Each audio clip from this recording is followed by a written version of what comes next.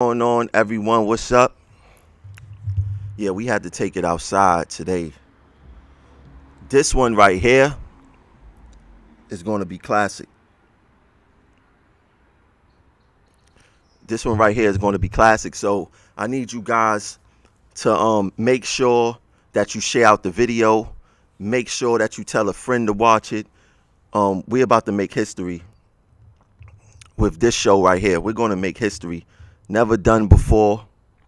None of. But let me give you guys a little backdrop as far as like when I first came to transit and things of that nature. When I first came to transit, I thought I was a part of a great organization. I thought I was a part of a powerful union. I was happy to be here. But only about 6 months in, I noticed that there was a huge disconnect here with the union, what the MTA do to us as workers, the discipline, disrespect of us transit workers. And when I experienced that or seen that, right, I was like, you know what, something has to be done. We have Dan's, we have memos, we have a whole bunch of stuff revealed on this show, but this is going to be an excellent show. I got another like 10 shows, right? And we're going to examine some things. We're going to examine the New York City Transit and what they things that I just want to point out to show you how management think. A fly on the wall. Management dance on blast. Super people, black people don't control. We're going to highlight today is Acto. I don't know Ronald Lloyd, right? I don't know if he's a good guy. He upholds the good old we of Caribbean descent. So some of the clips I'm going to be playing twice just so you guys can hear. And I'm going to be breaking down what he's saying and why it's detrimental to the culture of New York City Transit and why there's a good old boys club and why there's retaliation and all this other stuff. I got emails. I got all types of stuff. So, let's get into the first clip. This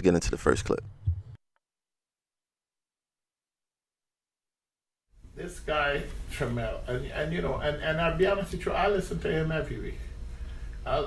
He doesn't know I'm listening to him. Then I've got friends who put it on the Facebook because he was one thing he said, share it, man. So they share it out there, and I see it, and I would listen to his conversation, and I tell you, some of the stuff is true, and some are not true. This guy, Tremel, and I'll be honest with you, I listen to him every week.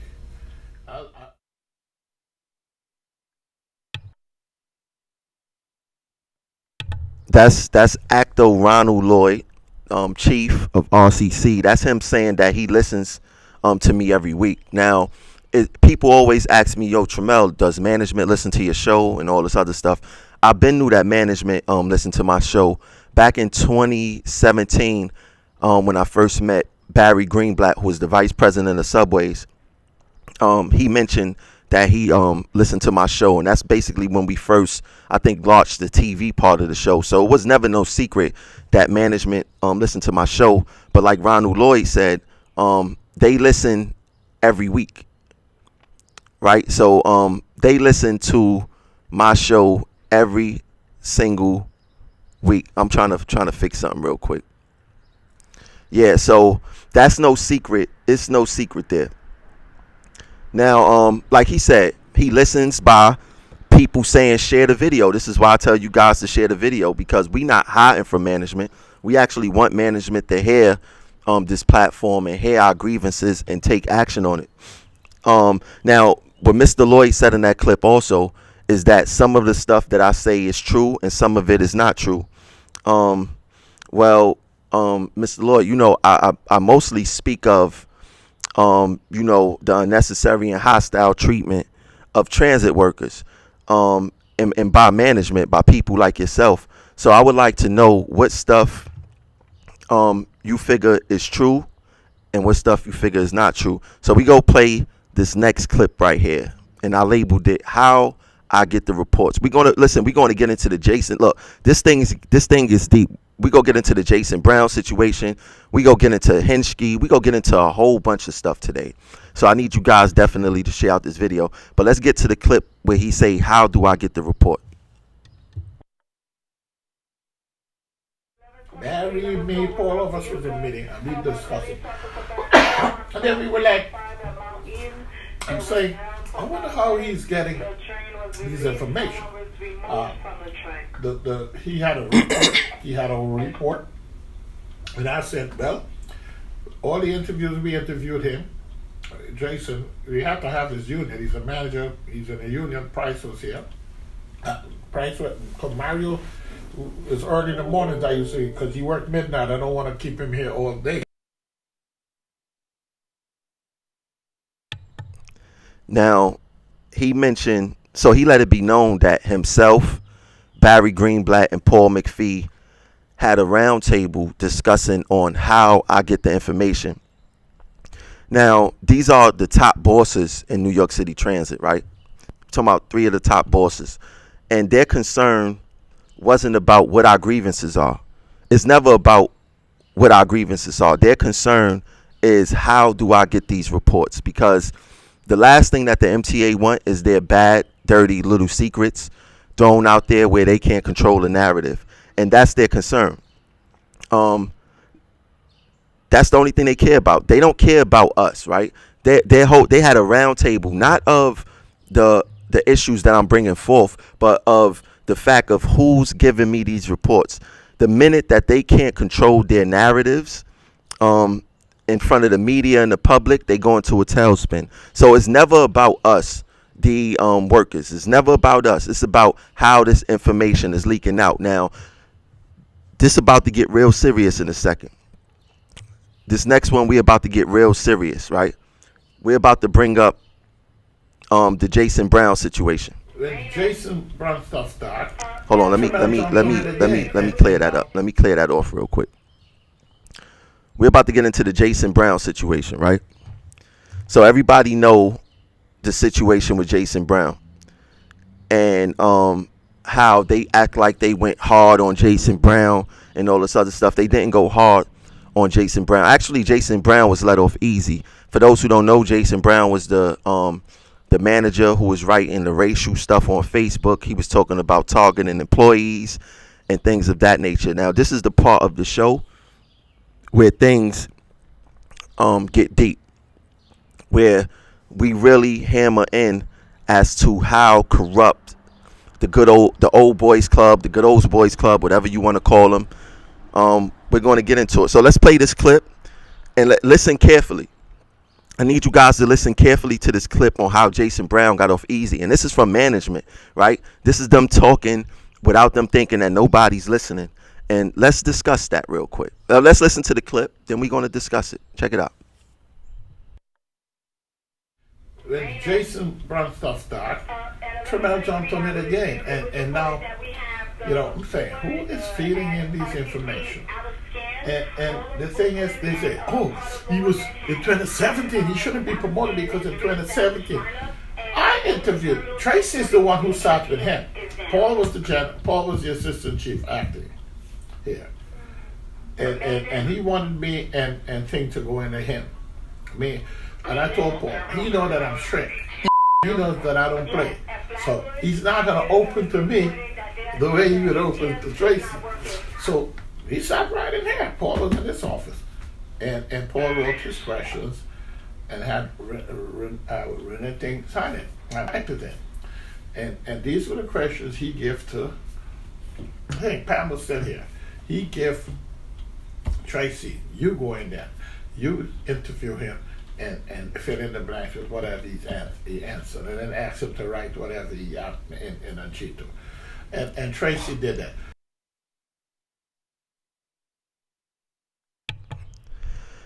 Now, it's funny. Listen, you heard that clip. You guys heard that clip. Now, it's funny how they take a heavy-handed approach on us hourlies when it comes to disciplining us. When it comes to investigations, they take a heavy-handed approach. But when it comes to one of their own, especially someone who's connected to the old boys club, they take a lighter approach. Now, listen to what Ronald Lloyd said. He said he didn't want to question Jason Brown because he told Paul that Jason knows that he's strict and Jason knows that he doesn't play, and Jason will open up more to Tracy Bennett they talking about than to Lloyd. Now, why would they take such a light approach to someone who's writing racial stuff on the internet? Wouldn't you send your toughest person in there? But for some reason, Lloyd wanted to recuse himself, and Paul McPhee agreed to it. Now, he said that Paul wrote some questions and gave the questions to Tracy and told her to go in there and interview him. Now, like Lloyd said, he will open up more to Tracy, which means that Tracy Bennett is not as strict as he said. Not as what he said. He probably know that Tracy Bennett a player, whatever the case is, right? So you had Paul McPhee, who is a white man who I feel is racist anyway, writing questions for another racist to answer a question. Now, does that make sense? Do you think that Paul McPhee really wrote questions to really grill Jason Brown when he sent Tracy Bennett in there, who's a very nice person, for what I understand, right? Why didn't Ronald Lloyd go in there? Because he's a part of that old boys club. They protect each other at all costs. Now, one thing that they didn't anticipate, right? They did not anticipate me getting the document of the actual writing of them dealing with Jason Brown. So and I have that document from Tracy to Jason explaining exactly what went on. So what Lloyd said about the 2017 thing, in the document, I'm gonna put the document on the screen. In the document, he's going to talk about 2015, but it's really 2017. They made a mistake on the document, and they brought up 2013. So of Jason Brown writing some racist stuff on the internet. So let's look at the document. Why not, right? Let's look at the document, and you guys could read along with me. And I'm gonna read this entire document. It was dated June 3rd, 2020, and it was to Ronald Lloyd, the actor of the Rail Control Center, and it was from Tracy Bennett, the General Superintendent of RCC, and it was regarding Jason Brown's social media post. On Wednesday, June 3rd, 2020, Assistant Chief Officer Lloyd performed an interview via telephone with that Superintendent Jason Brown. Also present at the interview was UTLO Vice President Cassius Price and myself. The interview concerned numerous complaints concerning social media posts with racial undertones allegedly made by Desk Superintendent Jason Brown. When asked about the post, one which was posted June 2nd, 2020, that's the one that I banged in, concerning white people protecting people of color while they destroy the city, and another concerning the Joy Zimmerman trial in 2013, Mr. Brown admitted to writing both. He stated both were posted on his private Facebook page and were intended to be shared only with his personal friends. I guess his other racist friends. He further stated no one can access his page except his personal friends, many of whom are transit employees, including console dispatcher Kevin Godfrey, who works with him at the Rail Control Center. He stated the post yesterday was an answer to someone's tweet that was taken out of context. It wasn't taken out of context. We're going to get to that. The comments he posted in 2013 about George Zimmerman were his answers to a post that has since been deleted. Wasn't deleted because I got it. Both posts, he stated, were a result of his sarcasm and are being taken out of context. So racist post is sarcasm and could be taken out of context. Okay. He also acknowledged a meeting between him and myself in 2015. This is what the part I really mean when they said 2017. At which time I spoke to him about a post on social media between him and his friend train service supervisor Christopher Rivera, where they made unprofessional remarks about hourly employees. I'm going to put that on the screen next.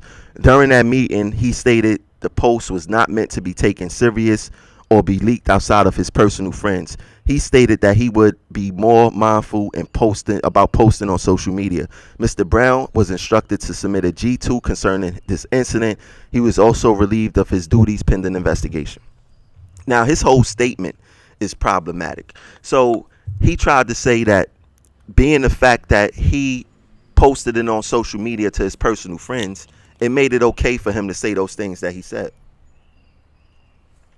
And he also said it was sarcasm, and and he was replying to posts and things of that nature. So let's look at exactly what Jason Brown said.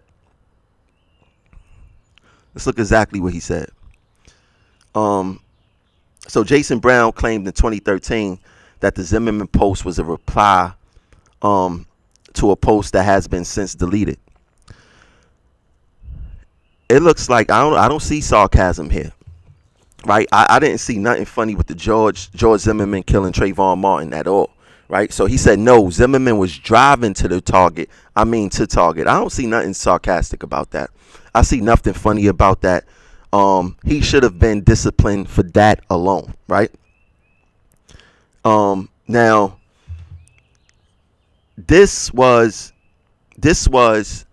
a way that they claim that these incidents that he is a part of is new. They not new. That incident that they talking about in 2015, but it's really 2017, of them talking about how to further and discipline hourlies over breakfast. And in another, when I do the next show, I got another audio of Lloyd saying that it's mostly black people that work here in minorities. So if he's talking about disciplining hourlies over breakfast, who is he talking about disciplining? You know, I don't see nothing sarcastic about this. I don't see anything taken out of context. I think that he meant exactly what he meant. You know, I think he meant exactly what he meant, and he was just protected by the Good Old Boys Club, which includes Ronald Lloyd. Now, Ronald Lloyd claims that there's no Good Old Boys Club here in the MTA, right? Everyone knows that to be a lie, right? And Ronald Lloyd knows that a lie too. I mean, this is about to get deep, y'all. This is about to really get deep. I need you guys to share out this live right now. If you like what you hear so far, it's only going to get better. If you like what you hear so far, please share out this video. Share out this video. If you like what you hear so far, please hit the like button. I want to see the like button being hit going across the screen. Hit the like button. On Facebook, if you're watching on Twitter, retweet it. If you're watching right here, YouTube, Facebook, no matter, hit the like button.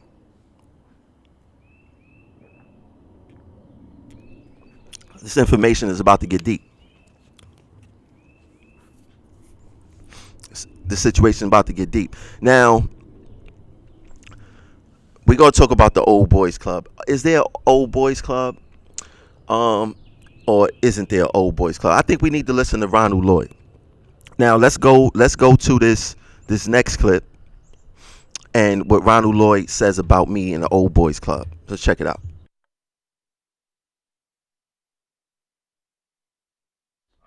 I took it seriously. That even, and you know, I know Tremel feels it's the Old Boys Club, as he's saying, but transit could only go with what a judge said.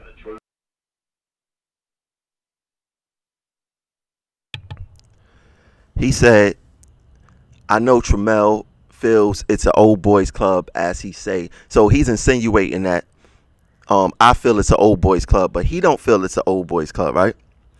No, Lloyd. I don't feel it's an Old Boys Club. I know it's an Old Boys Club. And guess what? You do too, right? Now, this next piece of audio that I'm about to play will show you that he knows it's an Old Boys Club. He knows that the MTA is racist. And this is probably one of the most toughest pieces of audio that we will ever hear from a boss, right? A high-ranking boss, regarding race relations in the MTA. Let me clear this off real quick. Yeah, I think that this will probably be one of the biggest, most damning audios that we will probably ever hear regarding race relations here in New York City Transit. So yeah, Lloyd, once again, I don't feel it's an old boys club. I know it's an old boys club, and you do also. Let's get into the clip. Why not?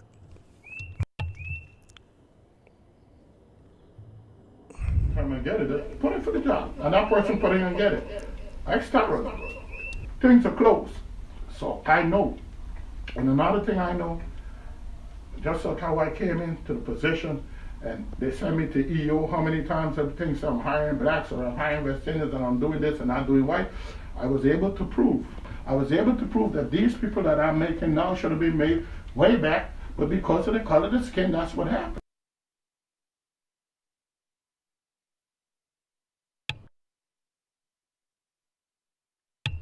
Did you guys hear that? So Lloyd, if there's no old boys club, then why would you have to go to the EEO to explain your hires and why you hired them, right? Also, Lloyd, if there's no old boys club, why did you admit on audio that people were denied promotions because of the color of their skin? Those are your words, not mine, right?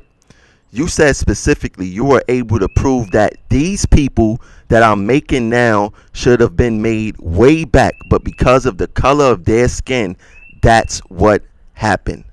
Lloyd, if there's no old boys club, tell me who marginalized these workers.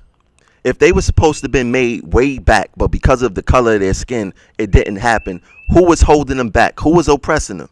Who's responsible for that? Are they still here? And of course they still here. And Lloyd works for them.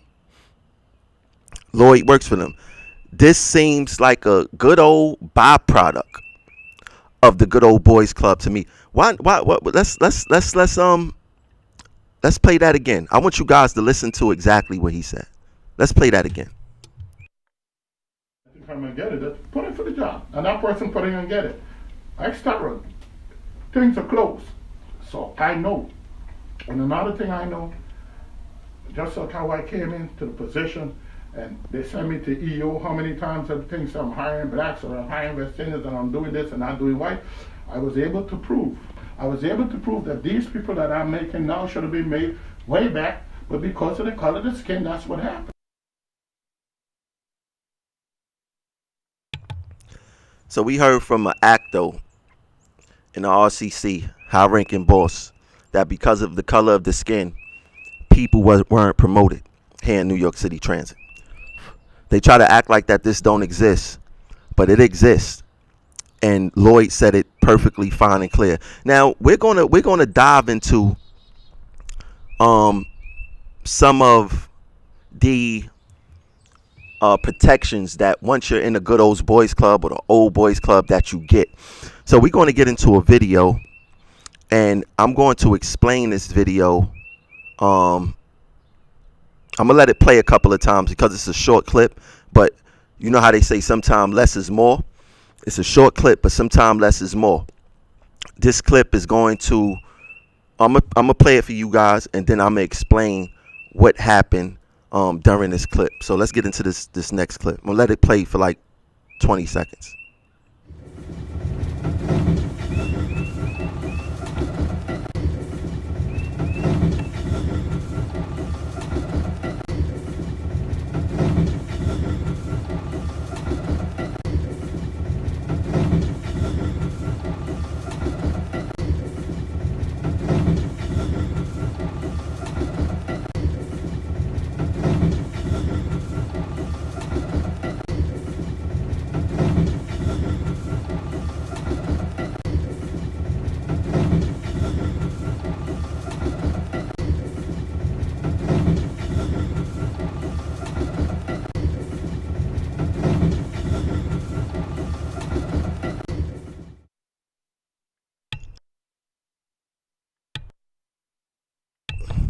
Now I know that clip doesn't seem like much to you guys, so let me explain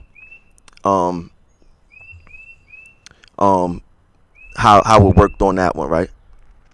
Now, upper management, I'm quite sure that you guys remember this. You remember this, Greenblatt? Even though you retired now. You remember this, McPhee?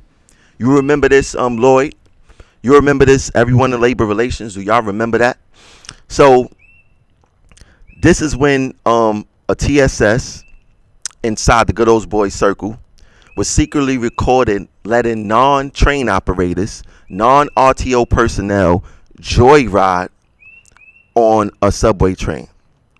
People who've never been train operators before. And just to make things clear, not even managers in RTO, right? And just to be completely clear, right? If you're a manager in RTO, you're not qualified to operate a train. No more. That's how it works. If you become a superintendent, you're not qualified to operate a train no more, and you can't operate a train. Let alone the people who we seen operating the train have nothing to do with RTO.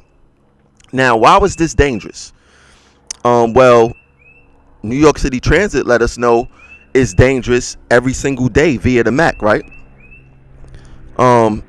If you forgot, or in case you don't know, you can't operate a train if you got sleep apnea. You can't operate a train if you got high blood pressure. You can't operate a train if you catch seizures. You can't operate a train if you have headaches. You can't operate a train if your diabetes is too high. You can't operate a train if you hard of hearing. You can't operate a train with bad vision. And you can't operate a train if you're not subject to being randomly tested according to the federal guidelines. Now, we literally have a MAC to regulate when we can operate a train and when we can't, and sometimes they try to even overrule our own doctors. Now, we know transit personnel, that you can actually operate a train with all of this stuff because it's safe, right? If a train operator become incapacitated, what's going to happen? The train is going to dump. If a conductor becomes incapacitated, the doors either is not going to open or it's not going to close, right? And then we have, along with the dead man, we have positive train control, signal blocks, and all that other stuff. So it's completely safe to operate a train, and be sick, basically, right? But so we know that the rules and regulations is BS. But you had this TSS let someone joyride on a train who didn't go to the MAC. The MTA don't even know if this guy was capable of operating the train. They don't know his health. They don't know anything about him, but he joyriding the train, right?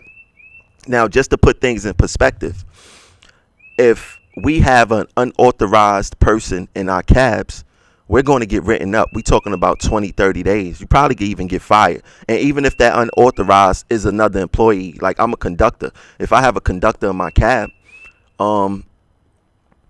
I could possibly be fired. I would definitely get written up, right? That's without a doubt. So this guy had I'm going to play the video again. This guy had someone in the cab who never was a train operator, don't work in RTO, operate in subway trains. But because he's a part of the Good Old Boys Club, he got a pass. Let me play the clip again.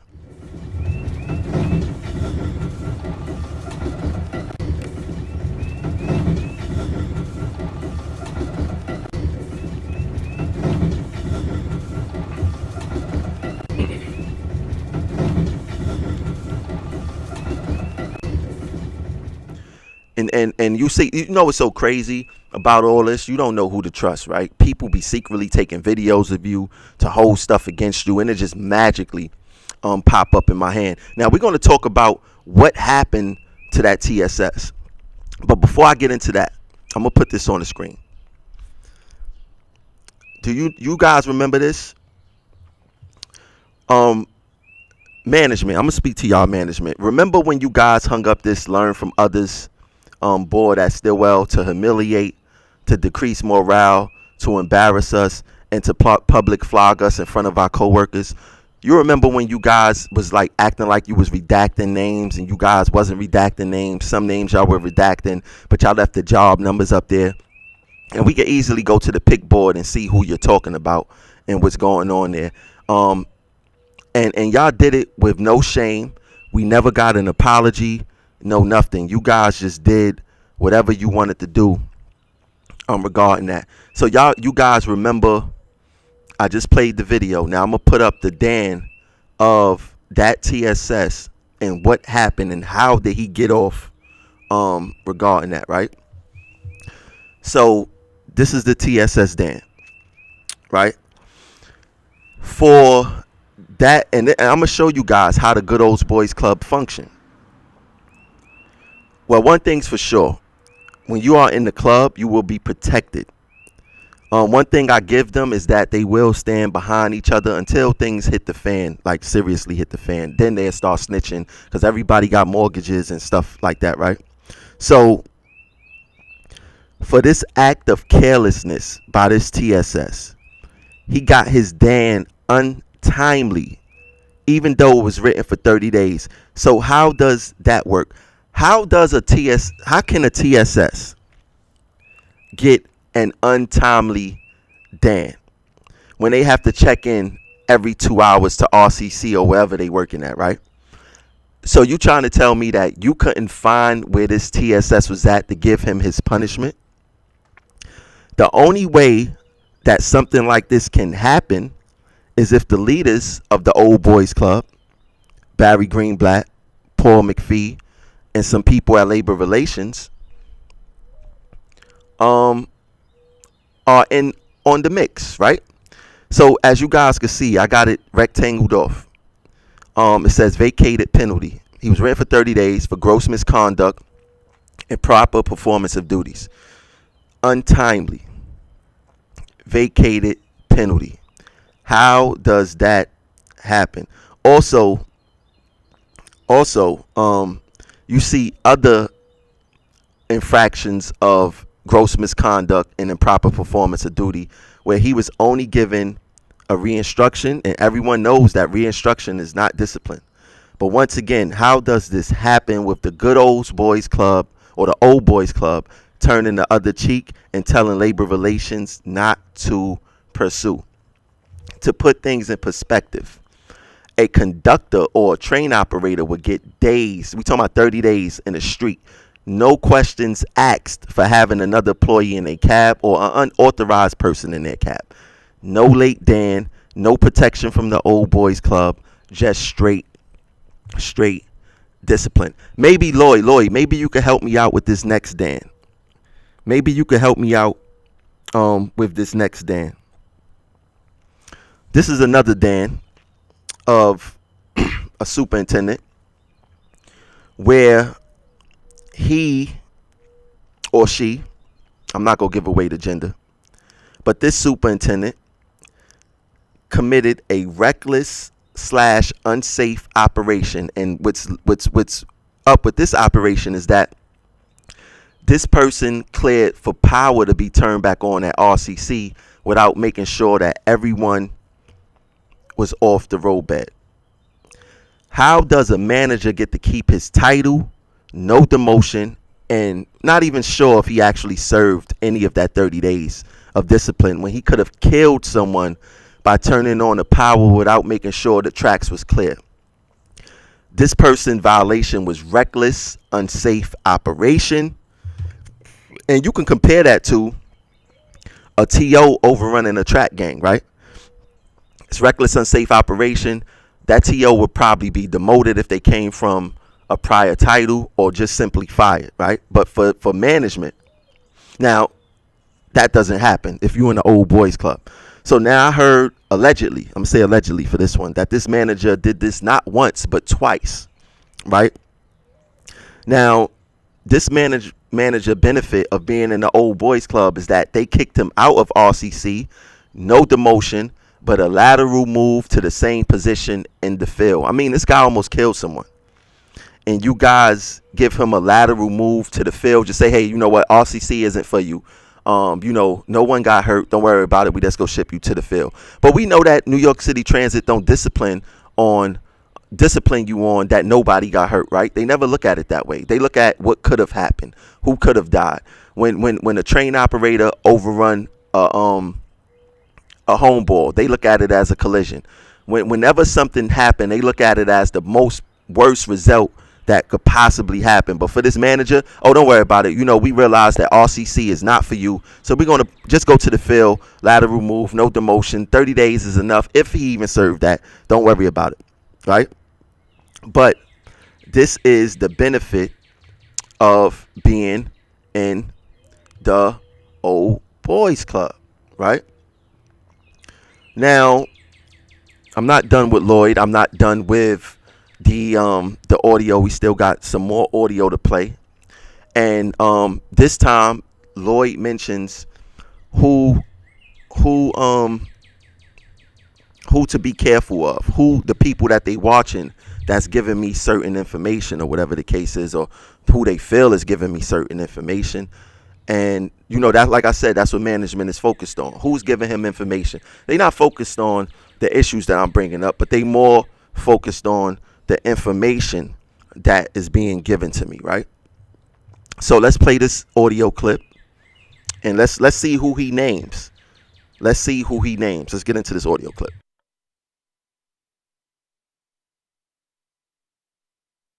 So be careful of Keto, be careful of Price, be careful of Isaac Thompson, Kavorius.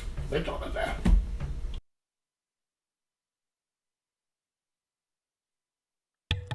So he said, be careful of Aikido, be careful of Price, be careful of Isaac Thompson, be careful of Tom Kavorius. Man, I hope that people is I hope that they watching this video.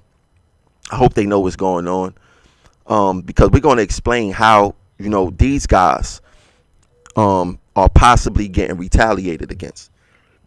And I got some proof. Of course, I wouldn't have did the show without the proof. So once again, the MTA is more focused on who's giving me information versus the issues that I'm actually presenting. Now, that's normally the protocol for someone who a predator or someone who abuses their victims. It becomes a situation of, we don't care what happened, but what did you do to make this person do that to you, right? They not focused on, why is Tremel doing this? Why is he complaining? Maybe we need to talk to him as him being our coworker. They are more focused on, we need to find out who is giving him this information. We need to shut him up. We need to retaliate against him and whoever is there trying, or who they think is trying to help me, or whatever the case is, right? Because their information is wrong. It's wrong, right? And normally the MTA information is wrong, without a doubt. So they are more concerned, once again, about not being able to control the narrative with their dirty little secrets. So if management is suspecting that, he said, what, Kavorius, Price, Isaac Thompson, and Aikido is giving me information, then guess what? I could almost guarantee that these guys are being targeted in some form or fashion. And we already know that they targeting me. We already know that. We already know that they after me, that they want me gone by any means necessary. Like I said, they said I was bringing firearms to work. They said I was committing comp fraud, a whole bunch of stuff, And I'm quite sure that they being affected too, and I got some proof on that. Now, let's look into the Tom Kavorius situation. Now, Kavorius is someone who I don't know, never met him, never spoke to him, no nothing. I didn't even know what he looked like until I received certain information. Right now, they believe that Tom Kavorius is helping me out. They believe that he's giving me information. So one thing that they don't like is that someone and they feel betrayed them. So what does the transit authority do in a old-fashioned style? They will put some type of fake investigation on you. They will say that you did something to try to destroy your life for the fact that they feel that you betrayed them. Now, this is some more crazy evidence, right? Some more crazy evidence. Now, check this out. This is an email that I received, and it's from, I don't know if this one is from, this is from actually Henschke. This is from Henschke to Tom Kavorius. Now check this out. I'm going to read this. It says, good morning. Please immediately suspend the process started for Tom Kavorius to separate from New York City Transit to include any lump sum payments owed. At the present time, there is an ongoing investigation into missing New York City Transit equipment that involves Tom. If there are any questions or concerns with this request, please feel free to contact me to discuss. So all of a sudden, think about it. Lloyd, Paul McPhee, Barry Greenblatt, and others think that Tom Kavorius is giving me information to air them out. All of a sudden, when Tom Kavorius is attempting to retire, they put an investigation on him talking about missing New York City Transit equipment that involves him, and to stop him from separating from New York City Transit and him getting his money. Don't y'all find that to be crazy? Now let's get into the next part of the email.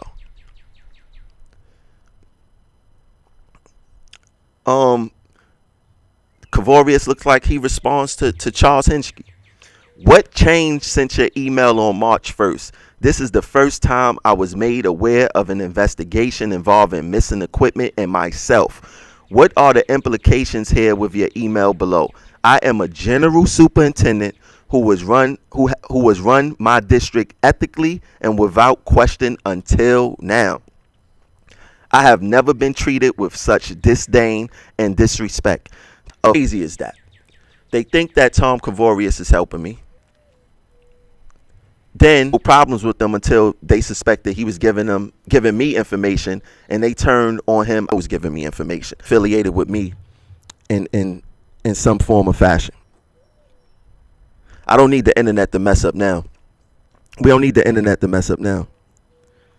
Hold on, I gotta pause this for a second. I don't need the internet to mess up now. We don't need the internet to mess up now. But I don't know where it froze up at. But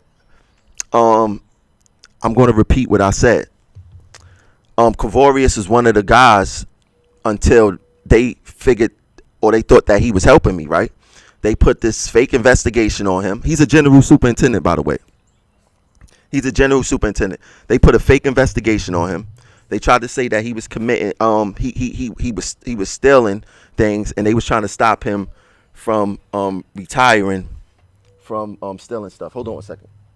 They were trying to stop him from retiring because they said he was stealing stuff. Right now, let's be perfectly clear here. If they could turn on their own and put out a false investigation on one of their own without merit, then guess what they'll do to you or I? They would do the same thing. Now, it makes sense why they put a workers' comp fraud case on me. It makes sense why they said that I was bringing guns on the property, which is insane, right? It makes sense why certain superintendents are being looked over for promotions and things of that nature, right?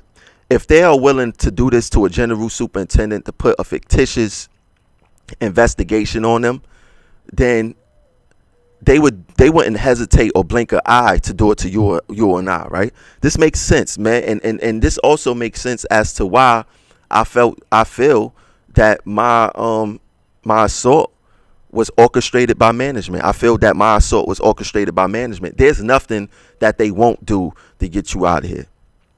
It's absolutely nothing that they won't do. They would go to the devil's lair to get you out of here if they want you out of here. Like I said, if they could do it to Kavorius, where Kavorius didn't understand where all this energy came from, Kavorius, all this energy came from because they think that it's you giving me information. That's where all this energy came from. And if, once again, to the members that's watching, to the employees that's watching, if they would do it to him, they won't hesitate to do it to you and I, right? Like I said, they put me under fictitious comp fraud case. Why? Because I am doing things like what I'm doing now. Right? So let's get into this next audio, right? Now, this is audio of how, Lloyd watch my shows and what he decides to bang in and things of that nature, right? Let's just play this next clip and let's discuss it.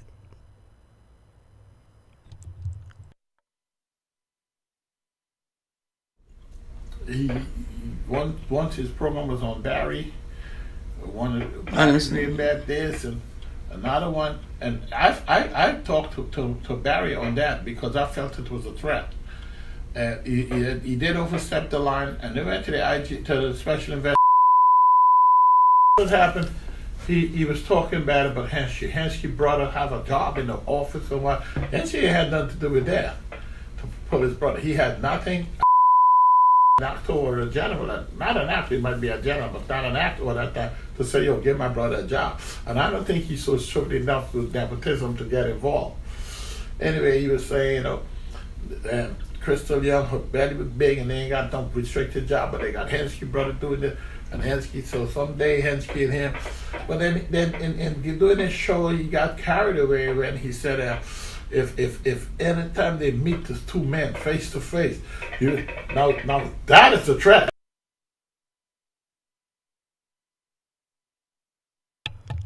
So come to find out, the person who made that complaint to Special Investigations was Lloyd. Lloyd listened to one of my shows because he said he listened every week. He the one who went to Special Investigations and went to Barry Greenblatt and told Special Investigations that I threatened Hensky. I never threatened Hensky, right? And I was wondering during that time when they called me down there, they asked me, did I threaten Hensky? And I said, no, I didn't threaten him. Like, did y'all hear threat? Did y'all say that I was going to do something to him? Never said that, right? And for one, I may not like this status, but I'm a public figure, right? Why would I make it easy for them to threaten me, or make it easy for them to discipline me or whatever the case is, or fire me from something so easy? Like, do y'all think that I'm that stupid? Do they really think that I'm dumb, that I would do something to Hensky? But this is what they did. So he banged it in, right? So what I said was, when I see him, I don't know what I'm going to do. I don't know if I'm going to say something to him. I don't know if I'm going to ignore him. I don't know if I'm going to confront him as to how he's targeting me. Because like I said, I know for a fact he's targeting me, right? And I'm going to pull up the text messages next regarding that, right? So Lloyd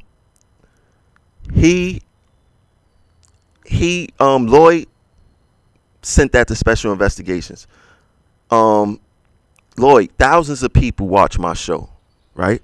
Why you think I'm that stupid that I would literally threaten someone on the show? Like, thousands of people watching, and I know that you guys is watching. Do you think I don't get carried away, right? I'm not that stupid to threaten someone, especially of that nature, on the show. Like, are you guys crazy, right? Now, what I do find strange is that everything I said during that podcast, the only thing that you felt to consult with Barry Greenblatt about was something that you perceived as a threat, right? You didn't bring up none of the concerns of him targeting me. You didn't want to send that to Special Investigations. You didn't want to send to Special Investigations how that he was trying to get me to get TSS Clark to force me to change my G2, because if I was to change my G2 from the original, that you guys would have hung me on that alone, right?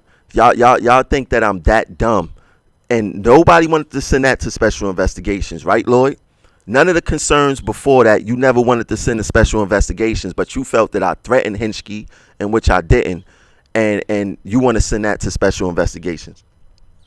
Now, Lloyd already set the precedent, right? He listened to my show, and he's able to send stuff to the proper channels to get figured out. Lloyd, why you never sent none of the other complaints I did or said to any other, to EEO, to Special Investigations, to the president, to anyone? Why you never did that? But to protect your brother in the old boys club and to get me up out of here, you want to say that I threatened Hensky, right? But nothing else you wanted to clear up. Now, without a doubt, Lloyd, you are the upholder of the Old Boys Club, and it's obvious something has been in it for you for a very long time. You know, you are obviously a part of them. Now, I honestly see why people in RCC didn't want you to become actor, and they said that you was actually one of them, Lloyd. You know, it's very disappointing to hear that out of all the stuff that I complained about, you as an actor, the only thing you decided to take action on was something that you perceived as a threat, like I was threatening your brother in the Old Boys Club. I'm not that stupid. And that's the problem. Y'all think that us TA workers is stupid, and we not stupid, right? Now, I'm not done with the dance. I'm not done with the dance, right? I mean, Lloyd, maybe you could help me out with this. How does an actor, right? Someone who I done complained about, and you heard it in my videos plenty of times. Someone that I complained about. How does this actor get written up for bias activity and receive a reinstruction? Can you help me understand? Maybe this need to go to special investigations. What you think? How when management, upper management, all types of management that's inside the Old Boys Club commit infractions, why their penalties is either vacated or a reinstruction, right? Or no demotion or whatever the case is. How come you guys turn the other cheek when it comes to certain managers' reinstruction? And why nobody said nothing to Paul McPhee about how Paul McPhee tried to cover this up by not disciplining Henschke right away, and Labor Relations had to contact Paul McPhee and ask him what happened with the discipline regarding his best friend and Old Boys Club mate Henschke, right? What happened? What happened? And we talking about how can a high-ranking manager get written up for bias activity and not get demoted at the least, but still have the power to sit on people panels for promotions and determine who gets promoted and who doesn't get promoted? How is this legal? How is this legal? How is this legal? Right? And not to mention, when Henschke was targeting me, I banged him into the IGs, right? And I was wondering what happened when I called the IG. I called the IGs recently and asked them, like, yo, what happened with my situation? Oh, you know, we closed it out. We closed it out. We can't give you no more information. What you mean you can't give me no more information? Oh, yeah, you know, we closed it out and we sent it to New York City Transit to handle it. So I bang in someone who's a part of the Old Boys Club, and I try to take it to an outside source, someone who's supposed to not be biased, but they kick it back down to New York City Transit, to the same people who's protecting the same people in the Old Boys Club. So you kick it down to New York City Transit. Who you sending it to? Greenblatt? Who you sending it to? Paul McPhee? Like, how does this work? How does this work? Maybe this need to go to special investigations, but you can't trust no part of the TA. You can't trust the TA EEO. You can't trust the TA special investigations. You can't trust no part of it. It is all corrupt. Every single last part of it. Now let's look into some texts. Now these texts I'm about to get into, right? These texts I'm about to get into. This person does not work for New York City Transit, right? But this person knows everything that going on in New York City Transit regarding me, right? So never mind his typos, never mind the typos, never mind all of that, right? But I'm gonna read these texts and to show you, you know, some of the targeting by Henschke, right? So this is probably one of the first messages that I have from him. And he said, between you and I, because my source can't be exposed, B Division Acto, he meant Henschke, has your name in his mouth almost every day, and there's someone in one of these groups that feed him info. And I said, LOL, I see him a lot. The dude has a deep hate for you. I said, it's okay, he can't do nothing about it. I know, that's why it pisses him off. I laugh when they tell me he mentions you. Shit, he dislikes Greenblatt because he took a picture with you. I took a picture with Green Black when I first met Green Black, because Green Black, when he said, yo, I watch his show, it's like he was a fan. I was actually with Kia at the time. And when Green Black said that, Kia was like, oh wow, yo, you say you watch his show. Green Black was like a fan when he met me, right? But Henschke was so mad at Green Black for actually taking a picture with me. So let's get into the next text, right? Because it gets deeper than this. Now, I told him it would be nice to get him recorded talking about me. At some point, we must stick together and get rid of these guys. He said, don't know if I could get that. The person that confides in me doesn't even know I confide in you. No doubt. Okay, that's great. I appreciate you sharing. Stay strong, bro. I will. Let me ask you, that person that confide in you, would you say they are an ally of mine, or they support Henschke actions? He said they don't support Henschke, and I don't think they support you, but union situations don't affect them, so they don't give much thought to it, right? So my whole goal, like, these people been recorded for, hold on, I want to make sure that this thing ain't acting up. These people been recorded for a very long time, right? These people been under my microscope for a very long time, right? So maybe I got recordings, maybe I don't, right? We would never know. This won't be the last show, though, I'll tell you that much, right? Let's get into the next text.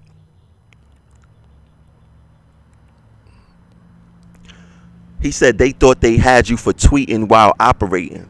I don't know. He said, yeah. So let's get into the next one. Get into the next text.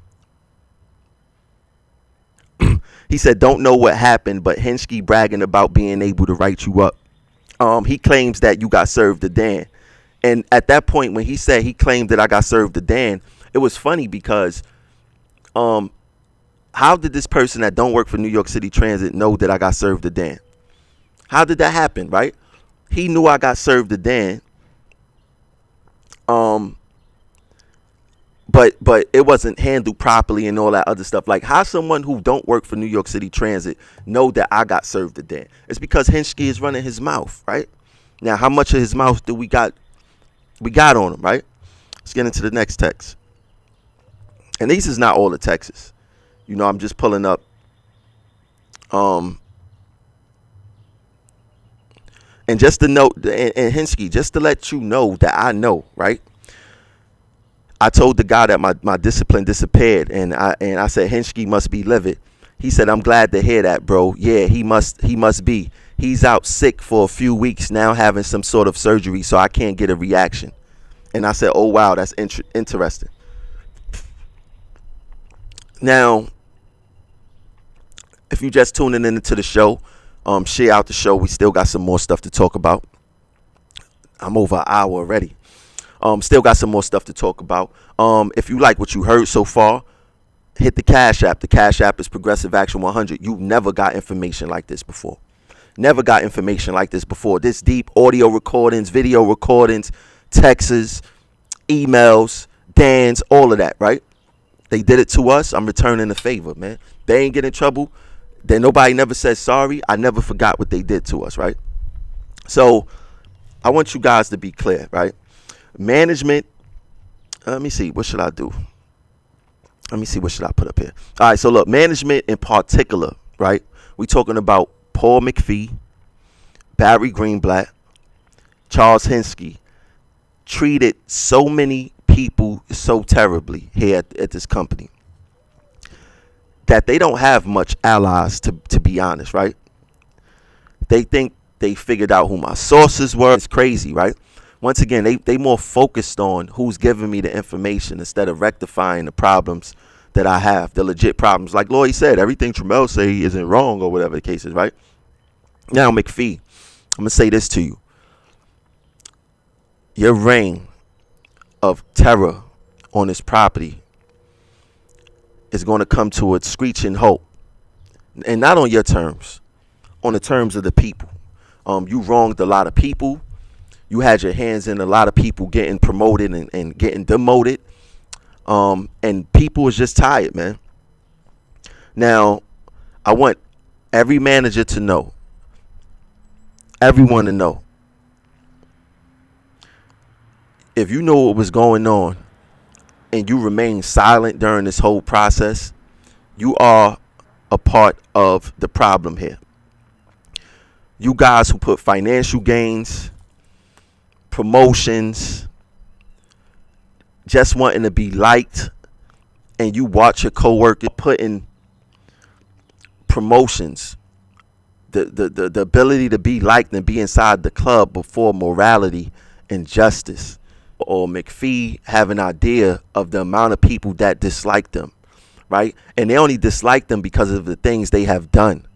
I'm gonna read off some more information, right? So, General Superintendent Cologne. If anyone know General Superintendent Cologne from RCC, high-ranking managers stated that McPhee blacklisted you from getting a promotion, and it was because he. It's all on tape, man. It's all on tape. So, Cologne Super, you remain blacklisted until Lloyd gave you a shot. You could file your own EEO. I see y'all say that it's stolen. I see y'all say that it's stolen. I see y'all say it's stolen. So hold on, I gotta wait for it to stop stalling. Tap in with me. I got some audio or whatever to help you. If my internet is stolen.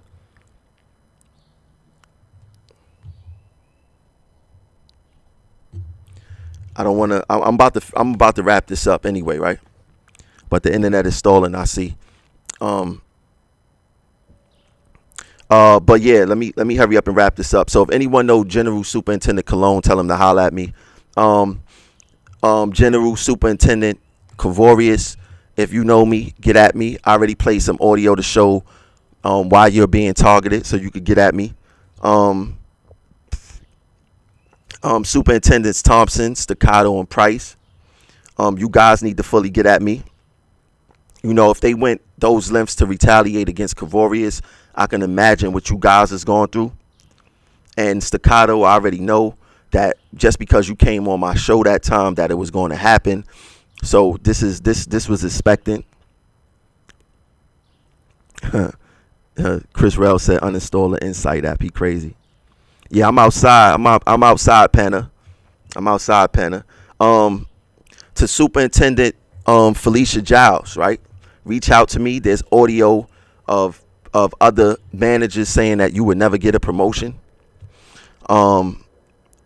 Superintendent Gatlin, you need to get at me. Watch your back.